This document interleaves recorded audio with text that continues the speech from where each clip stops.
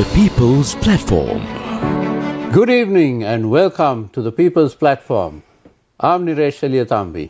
My guest tonight is Asela Waidyalankara, cybersecurity professional and policy advocate. Welcome, Asela, back to this show. Thank you for having me.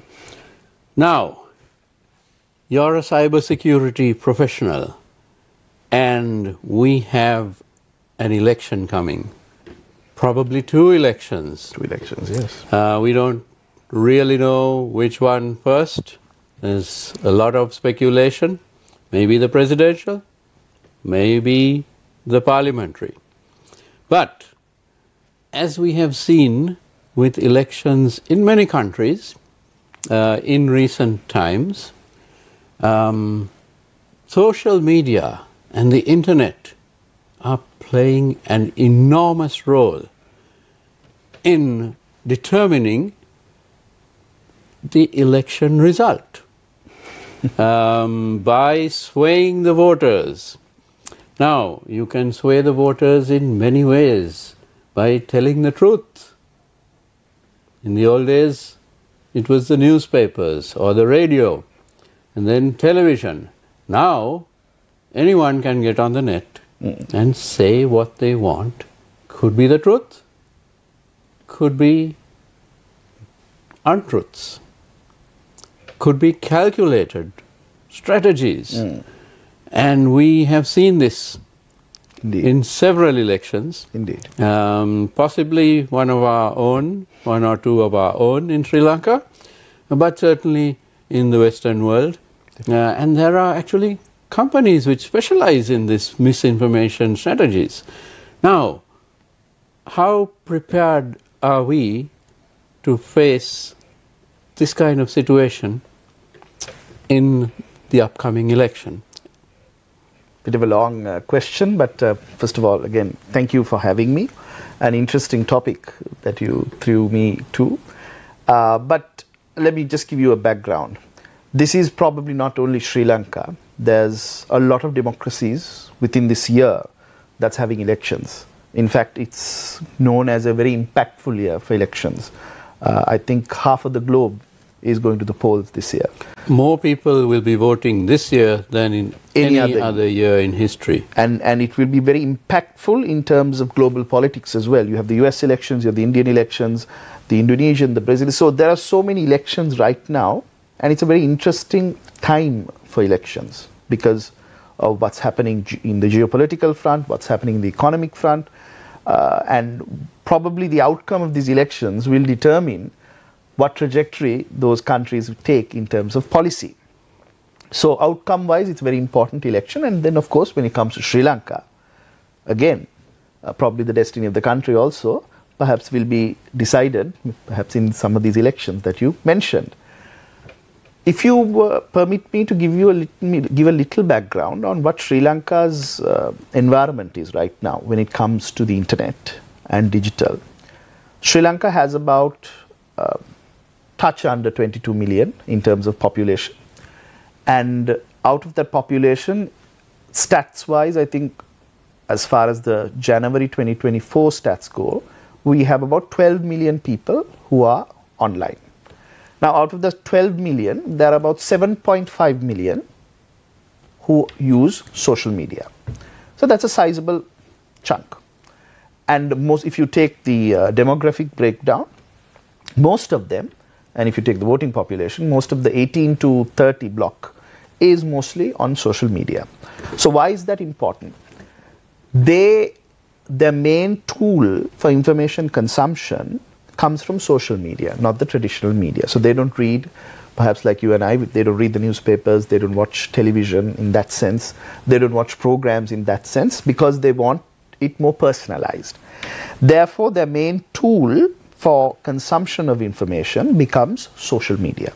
And unfortunately, that means you are at the mercy of some of these algorithms. That can be a good thing, that can be a bad thing as well. The good thing is it will give you very personalized recommendations, it will show you what you exactly agree with, your preferences. The bad thing is exactly what I said, because then you will be entrenched in your views, whether right or wrong. And unfortunately, the algorithm will keep feeding you those views. And what we've seen is sometimes you tend to become very extreme in those views because obviously you've been reinforced. So this is the kind of background that we're facing. And now if you see, even in the US or any other country, there is a lot of polarization in society. And we see this even now, especially on social media, when it comes to things they believe in, the party they believe in, or the leader they support. There is a lot of polarization. So we are having less discussion, less agreement on common themes, more entrenched and more extreme views, because that is what is being fed to us. And therefore, on a democratic front, more than anything else, because democracy is about common ideas, exchange of ideas, yes. And reaching common ground. You may agree with something, I may agree with something. We have different views, but let's agree on A, B, and C. That is the bedrock of democracy. So this is why some of us are a little concerned about these algorithms and the disproportionate impact they have in society, and actually sort of eroding the fabric of democracy. So I think in that aspect, we should look at it when we are talking about elections and all that. So I'll give you just the opening. So when you speak of algorithms, from a layman's perspective, what it means is that the machines are watching what you are looking at. So if I were to, when I'm scrolling up and down, if I keep stopping at pictures of roses, the algorithm would pick up on that and would feed me with a lot more pictures of roses. Exactly. Same thing, for example, let's say YouTube. You watch videos of roses. Most likely, the next recommended video will be of roses, or will be something connected to roses, perhaps gardening. So it keeps on branching out on similar topics because it understands, but of course there's a lot more involved, but I'm just simplifying the process. But it will guide you through a certain information trajectory, and that's probably the good and the bad of it. So that's sound marketing, but when it comes to general knowledge, exchange of ideas, politics, it's not exactly the best way. Perhaps. For example, let's take Mr. Donald Trump. If you keep stopping at videos of Mr. Trump, the algorithm will keep feeding you more of Mr. Trump and less of Mr. Biden. Absolutely. So then... and if I may interrupt you, it is not only Mr. Trump, because there is a set of ideals that Mr. Trump endorses.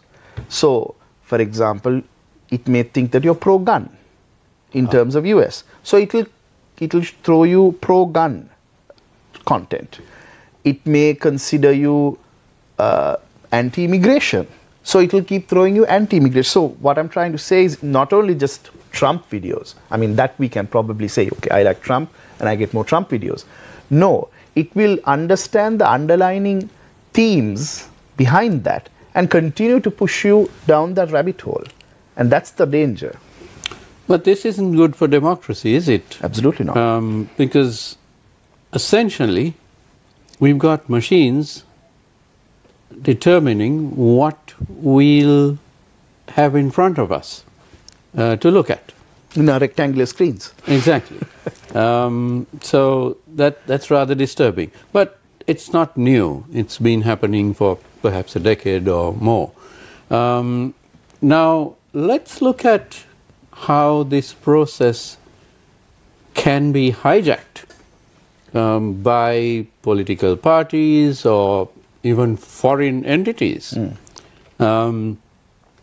If a foreign government wishes to meddle in an election, the example being when Mr. Trump won, there were many allegations that there were companies based in Russia which had helped him win in some way.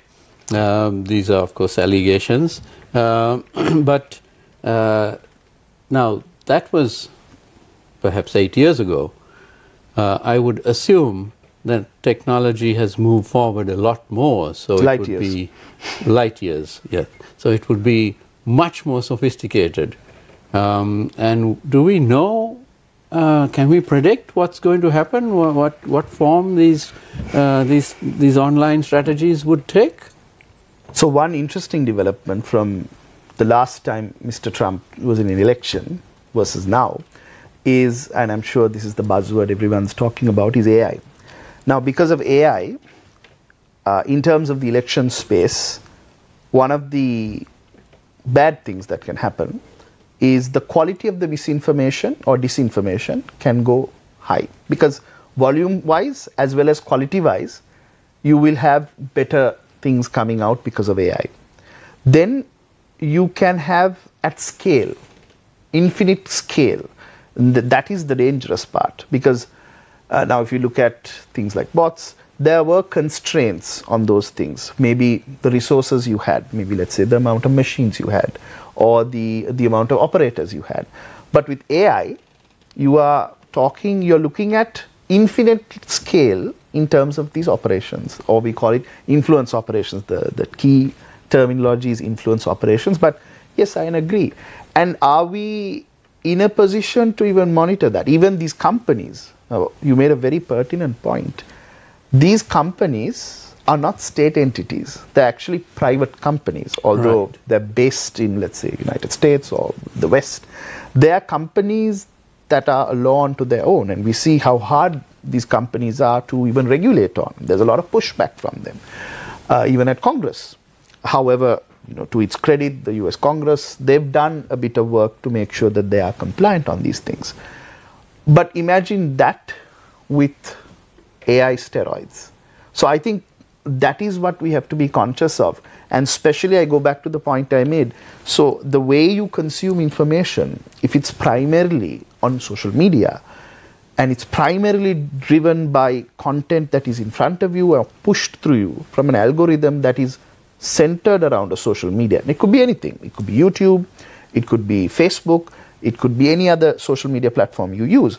But the problem is, then you are not in control, because then you are not making informed decisions.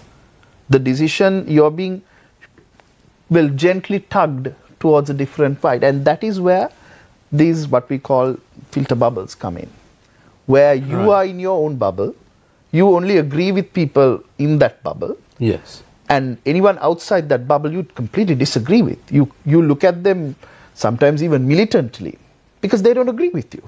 And fundamentally, this is where I think most democracies are having an issue, because people don't talk anymore. People agree on a set of things, and then they fight everyone else, believing what they believe is correct. And I think that violates the fundamental tenet of democracy. Because the whole idea was that I may not agree with you, I can sit in a room with you, and I can have a civil discussion. And maybe I may see a side of you, what you're saying that I didn't know before. You may see a side of what I say, probably you didn't realize before, and maybe you realize we're not too different after all. And we can agree on some things. Now, Pew Research did a research, I think, last year, and they found Americans are more and more entrenched in their views, so much so that, Democrat, Republican, that there is no middle ground anymore. They've really shifted to each extreme. So much so that, there was a fun little study done that people who are Democrats don't want to even date Republicans now. And actually, they had to create apps for, just to show that you're from one party and you date within that party. What does that tell you? That you're not open. You're not willing to listen to those other ideas. And this is the danger. Well, that's quite interesting. And so the world is becoming more polarized, less open for debate, and that is certainly not a good thing. Not a great thing for democracy. Right. And at the same time, social media, AI, because it's growing in volume and it's ever present, it tends to drown out the real world as well. For example, if you go in a bus or a train, before the days of smartphones, people would be looking at each other or looking out the window and seeing what's going on outside. But now, about 90% of people on a bus are looking at their smartphones. So, the question you should ask is why? I mean, a dinosaur could walk past the bus, they wouldn't notice. They'd be on their phones. I'll tell you an interesting story actually. We were at one point with my family at Yala, and there was this giant elephant that was right in front of us, and my daughter completely mixed it because she was on her phone. So, and I'll tell you why. Because they're very good at showing us what we like, what we're good at, what we're interested in. And they've harvested our attention, and that's why some people have classified it as the attention economy, where you are actually, you know, you pay for the eyeballs. Right. And because of that, because they're so good, and I'll give you an example, and I'll give you why it's so addictive, if I can use that word. This came out when Cambridge Analytica investigations came out at the time, so you can imagine how much more it would have matured. At that time, Facebook had 8,800 data points on you. Now, what is a data point? Age, sex, location, device, the OS that you use, everything. So 8,800 of that. So right. Can you imagine the level of granularity of how much they know about you? And at one testimony, I think it was at the US Congress, they said Facebook probably knows more about you than your parents, because it made it a science to understand who you are. Because you're the product, and we always keep saying this. I mean, if something is free, you're the product. The fact that all these social media platforms are free to use, just your data. But the fact is that you are there and you're using it and you're giving your attention is what they count on, because that's their business model. 90% of all the companies, be it Facebook now, Meta, 90 or 95% of their revenue is advertising. Advertising means, let's say I want 500,000 people who like dogs, they will give you exactly that. Right. So let's get to advertising in a minute. Let's take a short break and we'll be right back.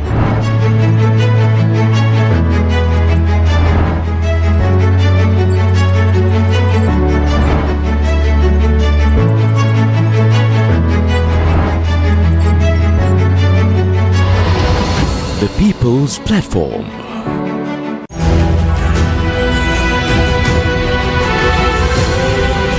TV1.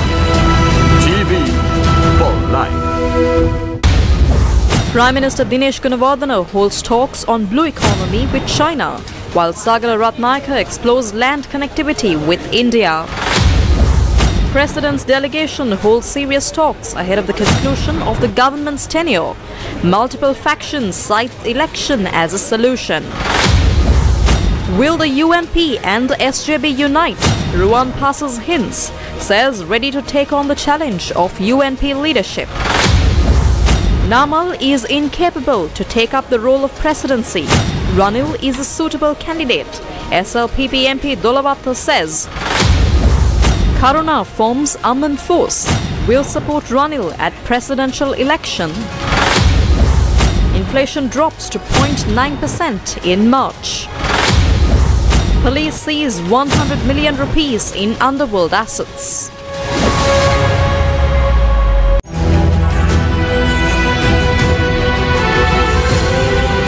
TV1. TV for life. The Colombo Wind Orchestra presents their annual concert, Music from Around the World, a captivating musical experience conducted by Keiko Kobayashi, featuring a delightful selection of music spanning various genres and composers. 2nd of April, 7 p.m. onwards at the Lino Event Theatre. Electronic media sponsors Yes 101, Legends 966 and TV1. Print media, Sunday Times and Daily Mirror. ජීවිතේ දිනන්න අපි හැමෝම ලොකු තරඟයක. හැබැයි දෙහිඅත්ත කණ්ඩිය පුස්සලවින්න ගම්මුන්ට මේ තරඟය තවත් අපහසුයි. වැඩිහිටියන්ට විතරක් නෙවෙයි දරුවන්ටත්. දවස ඉක්මන් කරගන්න අවදානම ගැන හිතන්න නැතුව මේ ලීදඬු පාලමෙන් එතර වෙන්න ඕන. ගම්මුන්ගේ හිත හරි හයියයි. ඒ හිතේ හයියට වටිනම තෑග්ග. ගම්මැද්දෙන් අලුත් පාලමක්. විවෘත වෙන්නේ මේ 30 වෙනිදා.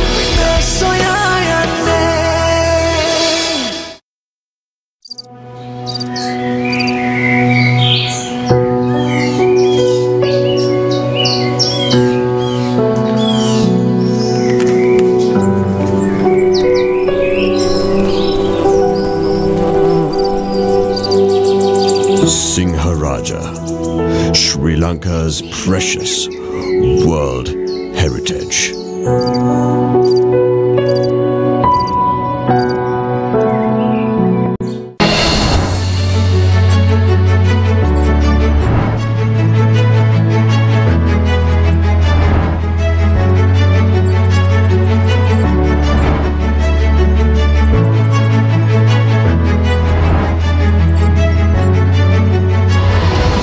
The People's Platform. Welcome back to the People's Platform. My guest is Asela Waidyalankara, cyber security professional and policy advocate. So, Asela, a lot of interesting points that you made. And let's look at the last point, which was advertising.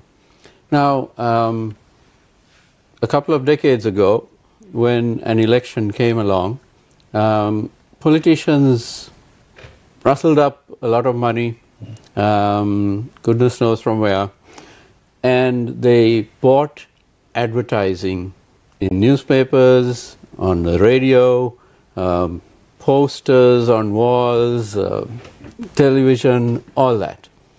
But now it's not just about straight up advertising. There's a lot more which can be done in perhaps an insidious fashion. So you could hire one of these private companies in another country, which is proven with a track record. With a track record, so you know they're good. They've helped some other politician in another country get to power. So if you have the money, you would possibly hire them. If you have the money and no scruples. So how much does this cost? Is it in millions of dollars, billions of dollars? Well, because social media, the internet, it's a huge world. I mean, there is a reason why people like Bill Gates became the world's wealthiest man, Elon Musk, and so on. What are we talking here? Can local politicians in a country like Sri Lanka afford that? I'm told sometimes it's the upwards of $1 million. Sometimes. But actually no, like you said, there are companies out there very much specialized in this space. However, you know, if you know the tools and use the tools well, and one aspect we didn't touch upon is misinformation and disinformation. Now, misinformation is you are mistakenly sharing something, but disinformation, like you very correctly said, is insidious.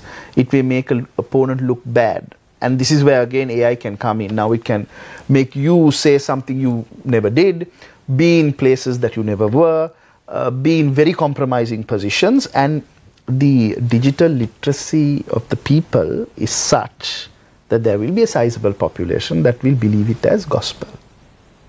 That is the issue. Of course, if you're a little more younger and you're a little more savvy on these things, you may believe it, and you may rather not believe it, and you will question it. But even now, today, there was a research that came out, even older Americans, whatever is on Facebook, even if it's AI-generated images, they tend to believe it as truth. So can you imagine, in an election, and especially we see it now happening at scale in India, and I suppose that will be the same sort of template that will be used in Sri Lanka. So you can rely on local talent, per se, to actually execute some of these operations. And we know that there is an ecosystem now that is built around that. There is an ecosystem that will weaponize some of these things. The memes you see, the jokes you see, and the videos you get that are sort of funny, that pokes fun at an individual or a politician, those are not just made by individuals who are just doing it for fun. There is an entire economy that runs on this, and I call it the influence economy, because their entire business model is to make sure that influence swings a certain way. So you can elicit these guys. There are people who run pages you can pay, and then information will be positioned in a way, they will not overtly say they are supporting a candidate, but information will be positioned in such a way, and they will layer that into the normal stuff that they share, and then suddenly you yourself will be sort of pushed in that direction. So it's very psychological. It's very psychological. It's very psychological, very subtle, and you may not realize it. And I think that's what we have to be conscious of, and I think voters have to be conscious of, because you have to have a high degree of information literacy and a digital literacy to understand and see through some of these things. And unfortunately, we as a policy, we have not invested in making sure the citizenry are equipped with that type of knowledge. I mean, surely one thing that came out of this economic crisis is that our financial literacy is not that great as citizens. I think it's somewhere like 30%, 35%, it might be higher. Although our literacy is in the high 90s, which is the ability to read and write. So digital literacy is the same. I think it's about 60% right now, but it's concentrated around urban areas. So you have to understand in that backdrop, when something is there on social media, when somebody sees on social media, it's very difficult to, unless you know these things and how these things work, to distill that thing and to understand it for what it is. Because as far as you know, you may make a decision on it. And I'll tell you another example, and this is something our policymakers have completely missed. Now, you in the media as professionals, you have a cool-off period. I believe it's 3 days after, campaigning ends and the polling starts. There's a cooling off period of 3 days, if I'm not mistaken, as per election law. You can correct me if I'm wrong. Now, that doesn't apply to social media. Social media can go on until you cast the ballot on that poll. So you have to understand its influence extends beyond the traditional methods that we consume information, and this is where it's dangerous, because we have not really thought of it that way.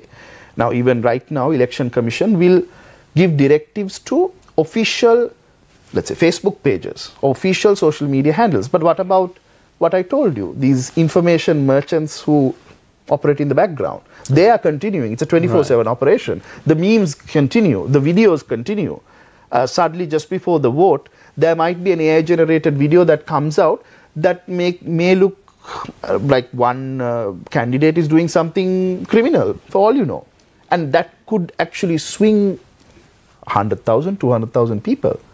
And in election this close, maybe that would be the wafer-thin margin you need to win. And I'll give you one example. This is very good documented. It was done in Africa. So one of these companies actually went in and it realized that it was a close race.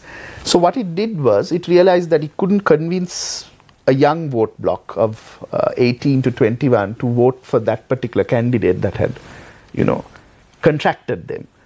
And what they did was they planted an operation in a way that convinced the younger people not to vote, to boycott the vote. And what happened was you actually took that block away, and thereby that candidate won. So what you must understand is these are not straightforward things. It's very cloak and dagger, very thought out, very layered, and very subtly done operation. So when you are consuming information, and that's what I urge everyone, especially, we love to share things on WhatsApp, forward things on WhatsApp. What you must understand is you are perpetuating maybe a more advanced information influence operation than you may think.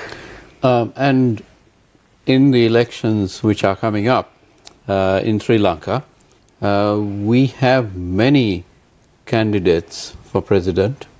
We have many political parties all jockeying for position, and no one is really sure of who's going to win right now, because we don't have a very good polling system. Like the US, where you have exit polls and the data is better. Exactly. So, in that sense, social media would play an even bigger role than it would normally do. At least now, even now, people consider it a litmus test. So people look at, and that's probably the danger, because you can inflate influence in social media because the way the technology works. See, you may have 100 profiles right now under you, under your direct control, and that 100 profiles may perpetuate a certain point of view which people may believe this is what the masses are saying. And I think we have to be conscious of those things, and especially the citizens, when they're making their valid, the really precious and valid vote, when they're casting it, you have to be sure that it's done in a correct frame of mind. Because like you correctly said, it could be local, it could be foreign. There are many parties jockeying for interests in the country, the outcome of the elections. So we have to be cautious of it, because certainly there's no concerted effort to make sure people understand the depth of the problem. But at least what we can advocate is caution. And on that note, I'm afraid we are out of time. My thanks to Asela Waidyalankara, my guest tonight. Thank you very much for coming on the show once again. And thank you for watching. Have a good night.